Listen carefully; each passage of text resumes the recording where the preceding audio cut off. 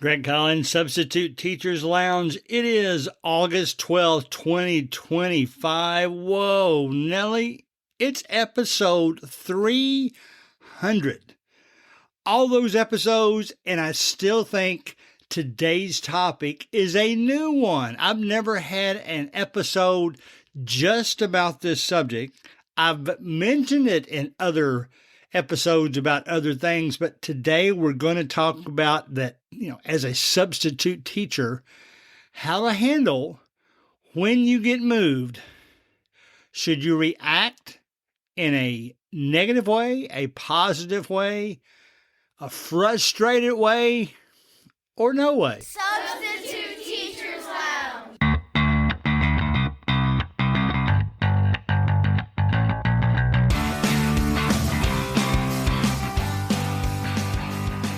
All right, now go ahead and formulate in your mind how you feel when you get moved, or in other words, when you get to your class or to your school, is usually the way it works, and they move you somewhere else because you're needed more in a different location. Now, there's different ways we can react to this. I will tell you now that how I feel about it now is much different than how I approached it 6-7 years ago.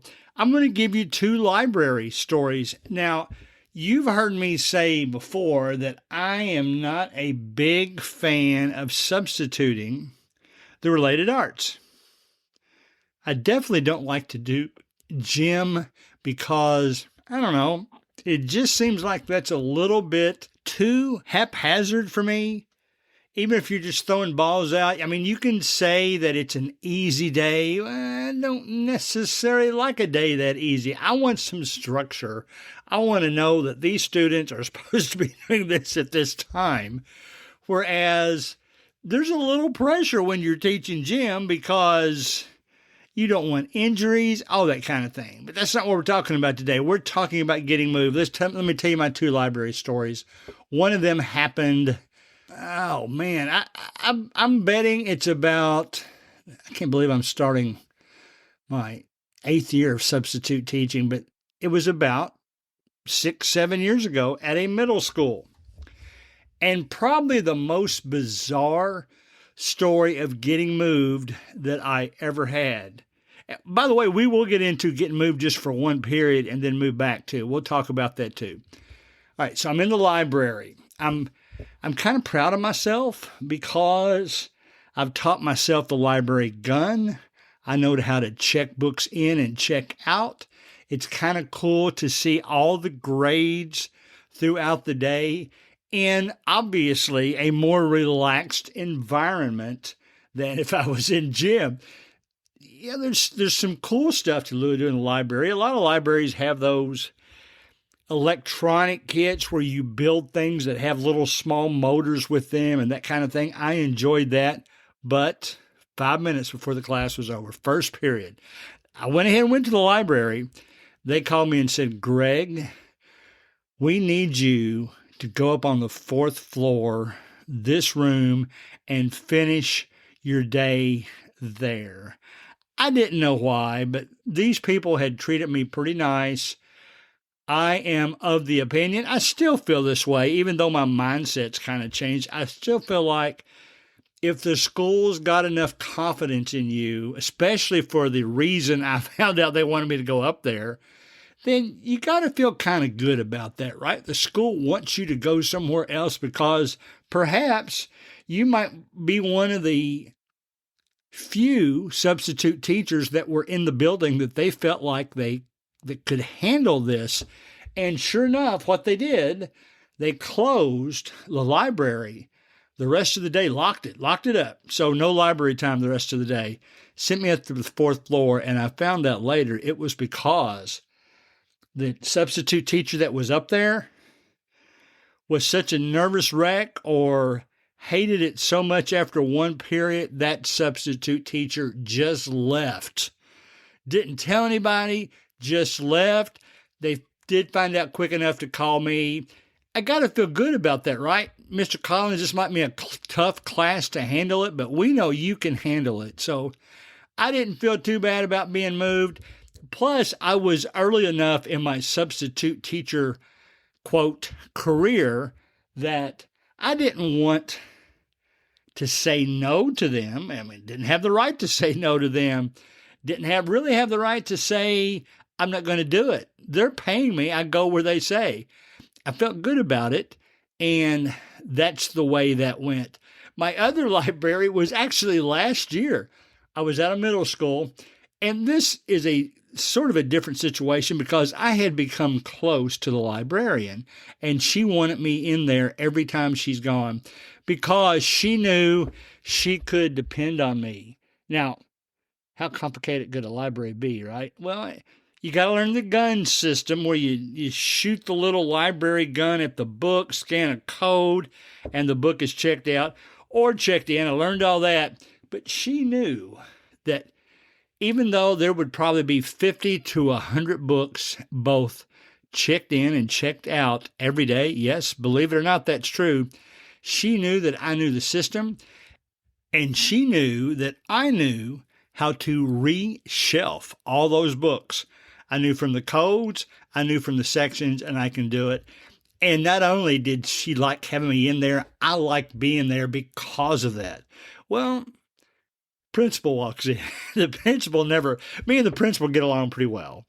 And the principal walked in and says, we're going to need you to go to the 7th grade. And I said, well, let me at least tell you, I was trying to talk my way out of it. I said, let me at least tell you that the librarian actually sent me several texts last night about what she wanted to get accomplished and how, would I mind doing this for her? And I gladly accept it. And he said, I understand. He said, but she doesn't have any students. We need you to go somewhere where they have students. And they did, in fact, close that library that day. I got moved, and I was much more disappointed that day because of the situation than I was before.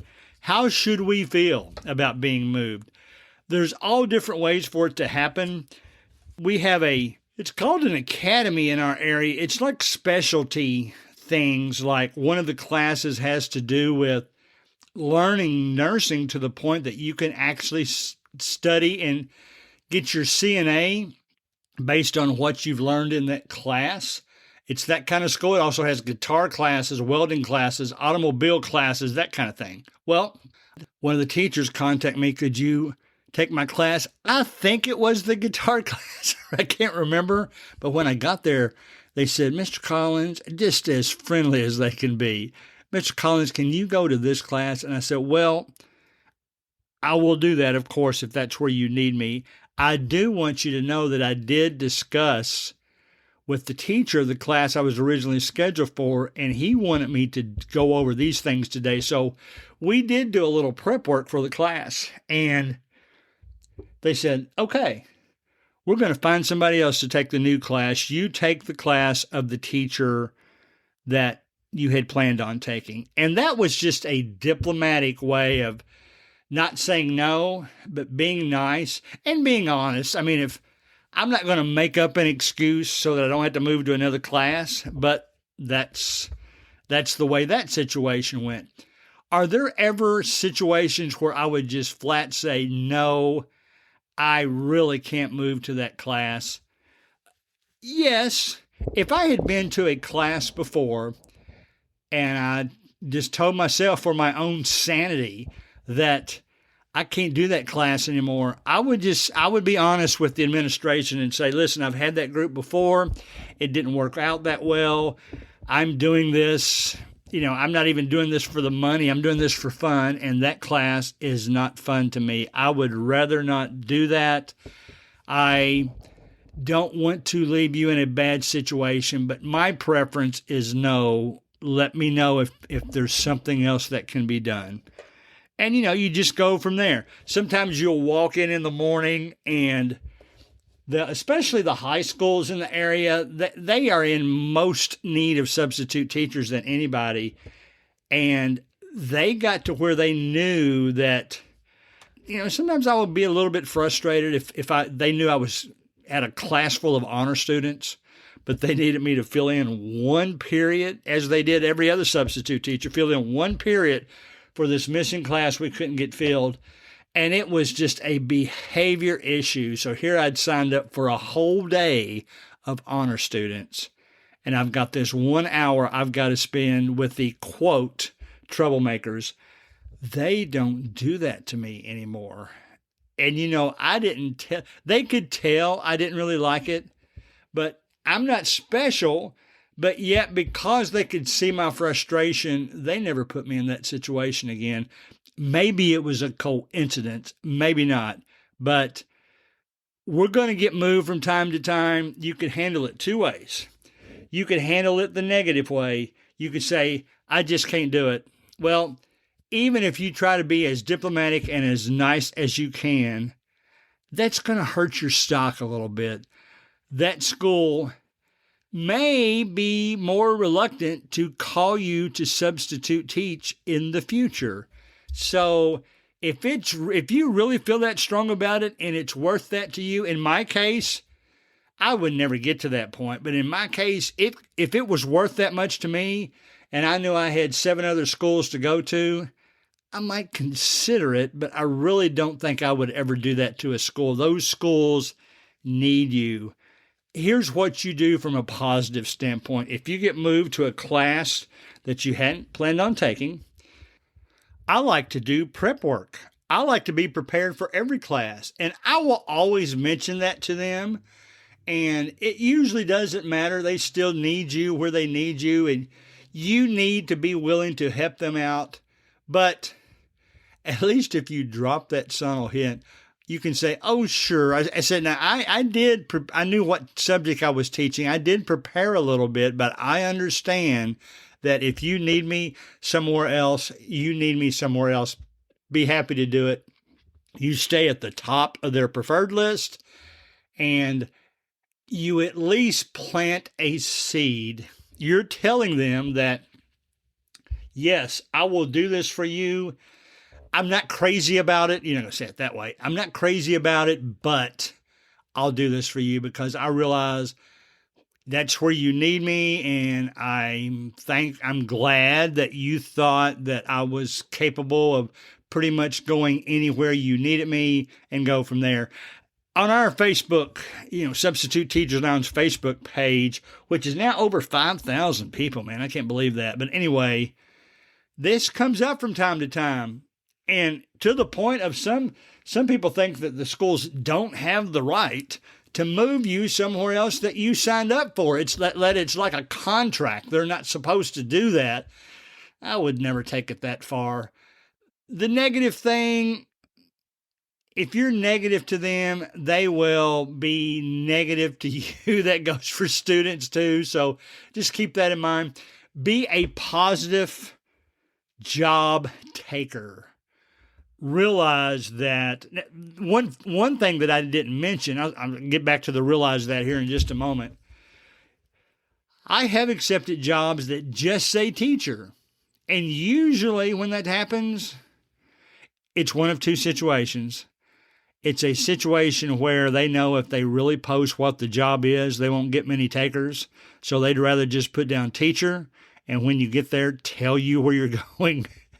I've done that a few times. And then it might be an event where they just know they need some extra teachers. Some of them might be gone, and they'll move. There might be a pool of like 4 or 5 substitute teachers that come in, and then they decide who goes where after that. You're going to run into all kinds of things. I won't even say I would recommend you do this. What I do, what has worked well with me, is always say yes. If you really don't want to, and you prepared for your first choice, just tell them that.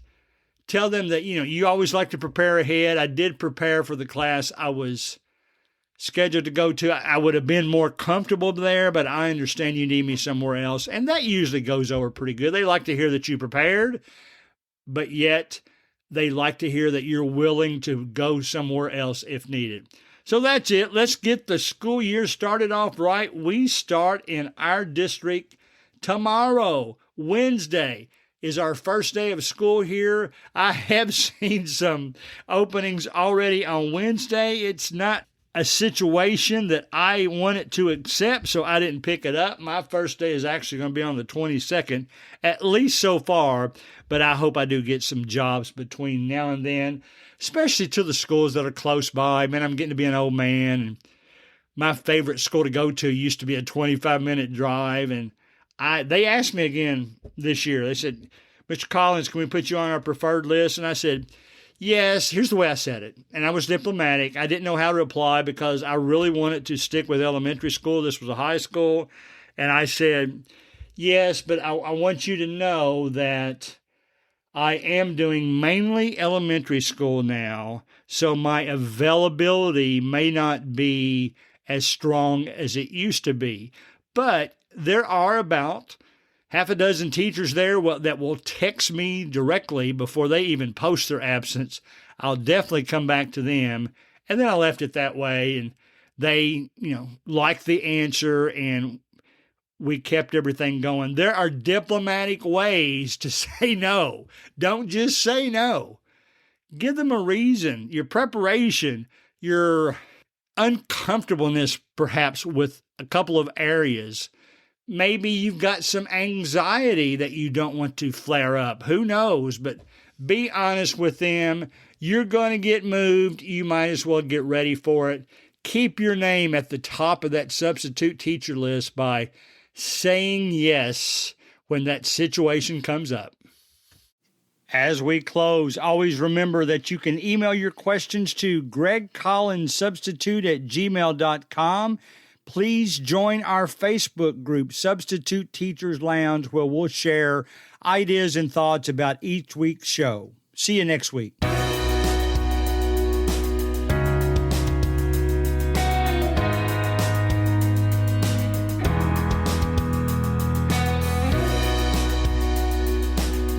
Music provided by Ben Sound.